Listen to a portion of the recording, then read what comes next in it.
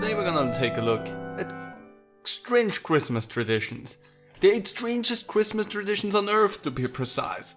Half-goat demons pooping logs, doorway-sniffing trolls, Colonel Sanders. Yep. This intro isn't going to make any sense. Just read on to discover 8 of the weirdest and most wonderful ways Chrissy is celebrated around the world. Don't call it Chrissy. Also, be blessed by recording doggo sippies.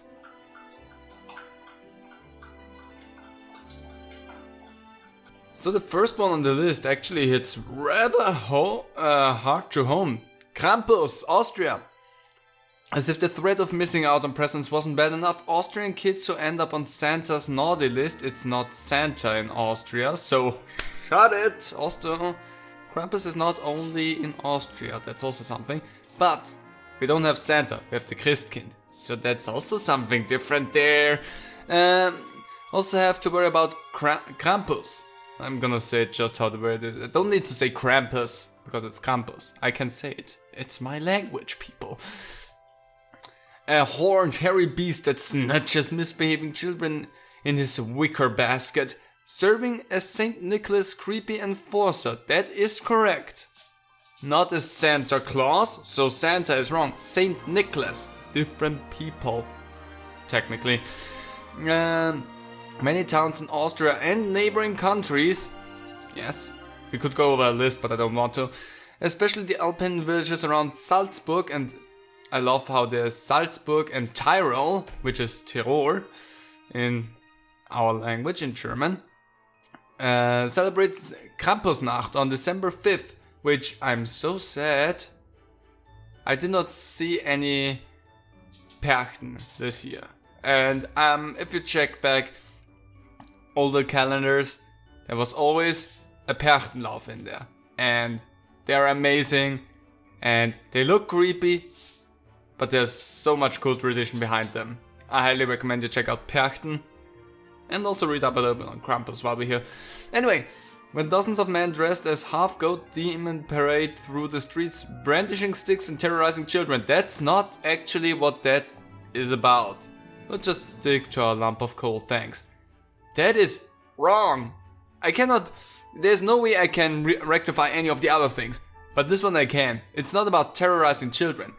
Perchten, which the Krampuslauf is meant to bring in the winter and bring a good winter season. That's, I think, aroundish what it is about. I don't know it 100%, but it's not just a punishment run.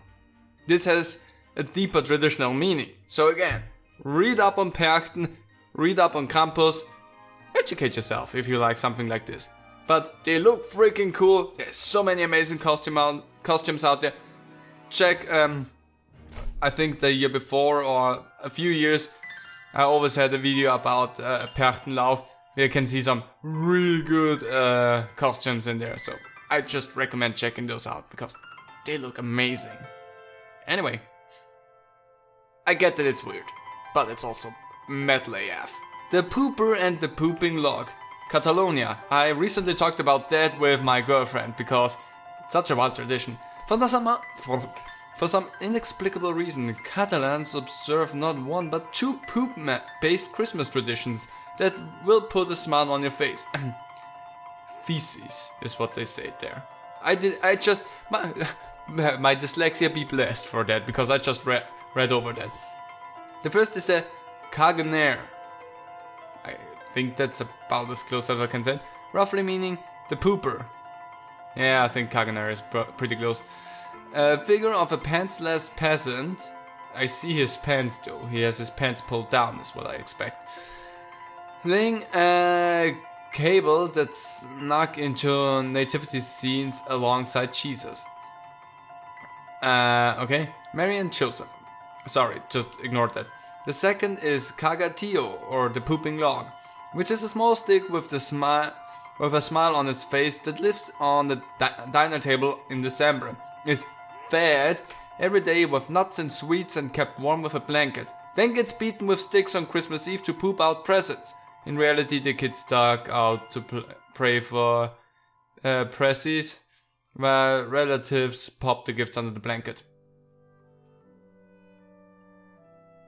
Okay, I mean, I don't know how much truth is behind all of that and how correct everything is, but that is essentially the gist that I heard about that. And it's a wild tradition. I wonder how that came to be, because that also seems wild. The Yule lands in Iceland. I think I've heard about that once too.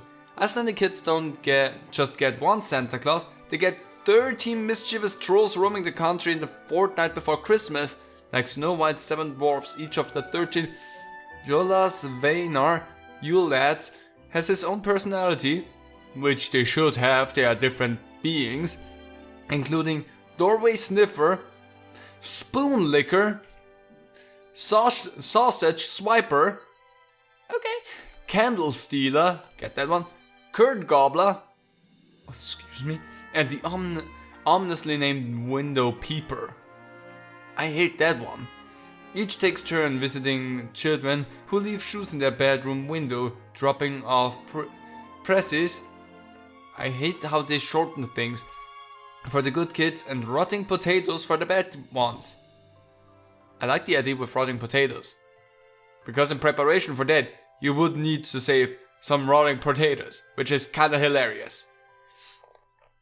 Again, sounds fun, sounds a little bit weird. I would not love to be visited by 30 mischievous trolls personally, but I can see how something like this would evolve.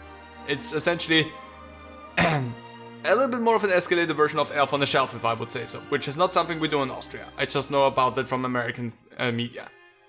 But interesting. Mary Louise Ways. Mary Louise? Louise? I don't know.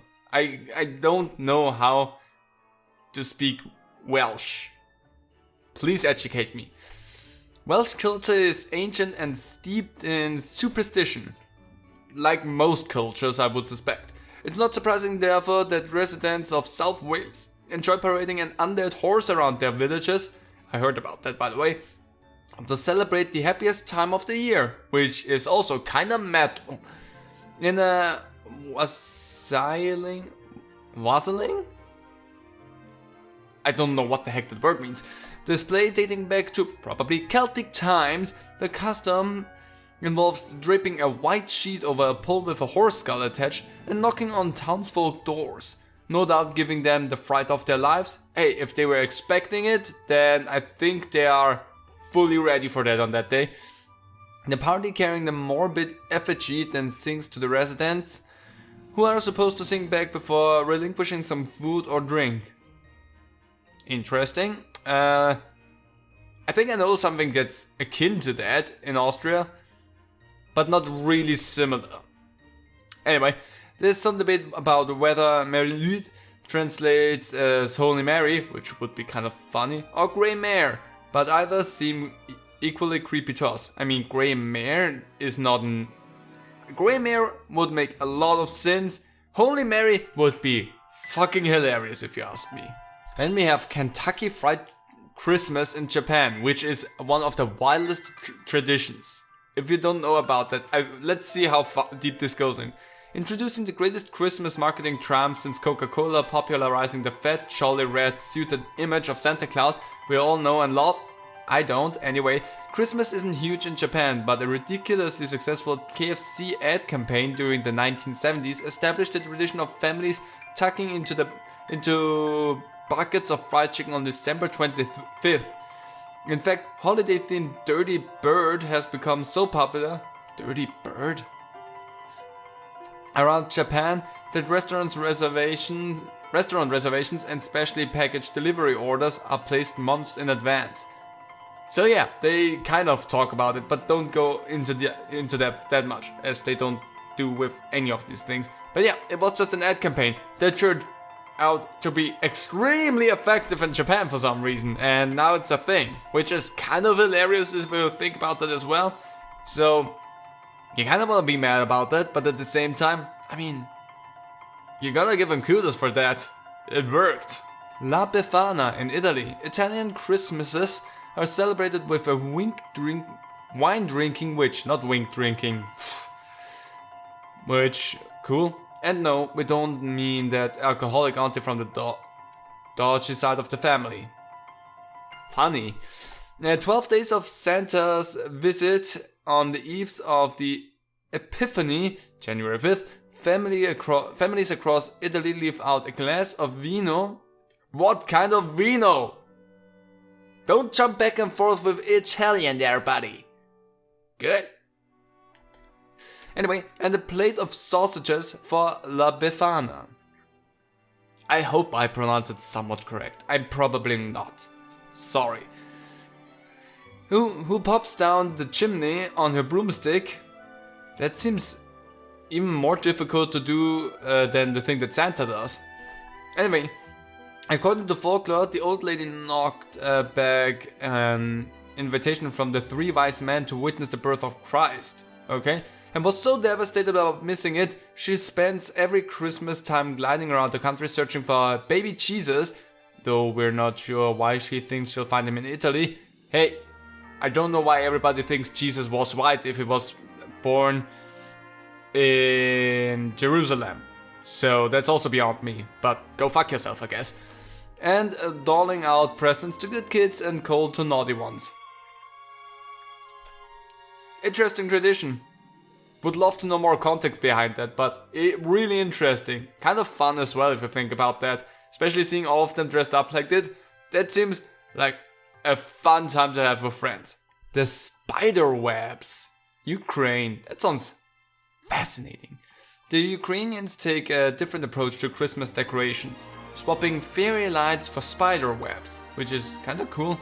The legend of the Christmas spider explains that a poor widow and her kids cultivated a Christmas tree from a pine cone but couldn't afford any decorations. Then, on Christmas morning, they woke up to see their tree blanketed in cobwebs, which sunlight then transformed into gold and silver. Nowadays, trees across Ukraine are decorated with little spider ornaments called pavuchki. I tried my best there, okay? Sorry. And fake spider webs, which is said to be the origin of the sparkly tines that shimmer at Christmas time all around the world. It's kind of a cute tradition. Again, would love to know a little bit more about that, but just a little bit that we get to learn here seems really cute. And a nice idea. And I like the little spider thing there. Not something for people with arachnophobia though. The radish carving in Mexico. What I see down there looks insane. What does radish carving mean?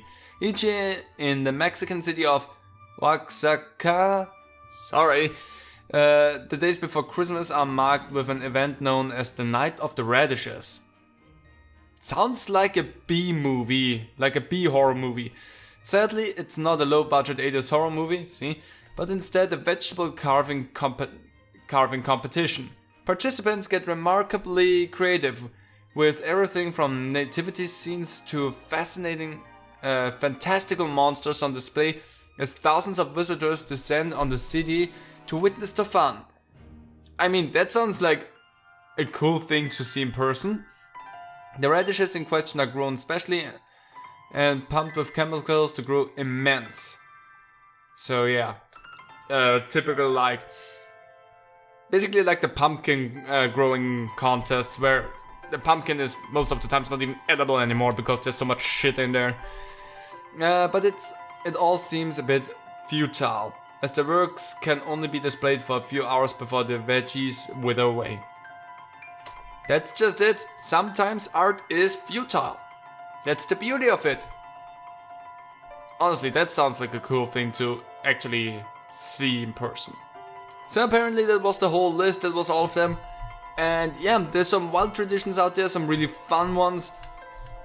And some metal ones, some really creative ones. And that is just the fun behind some of these Christmas traditions. Even though I'm not really one for Christmas myself, you gotta admire what kind of creative things came up through it, so cool.